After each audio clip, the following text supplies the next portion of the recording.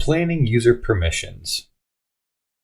Before building out or recommending that someone else build out a user with with a specific permission set, it's important to make sure that you take into consideration all of the impacts that specific permissions will have.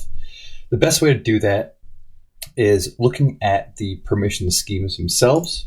For instance, I'm looking at our default project permission schemes and ensuring that we view all of the implied permissions to make sure that the implied permissions don't contain a permission you don't want the user to have.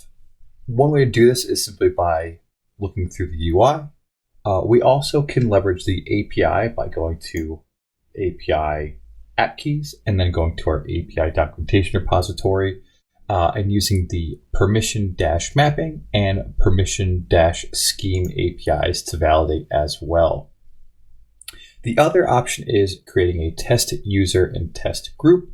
One way to do that is going to users, selecting create new user, giving it a fun name like permission testing.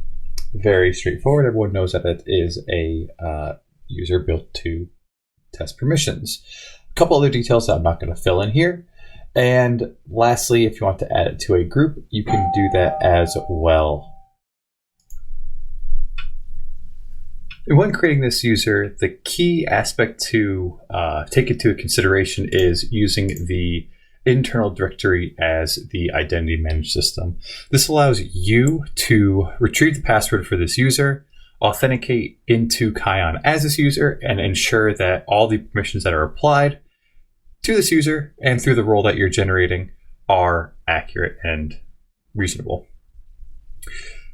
So this video is just to make sure that you take into consideration planning out how you want the users and roles and permissions to be applied throughout the application, just to ensure that you are abiding by least privileged access.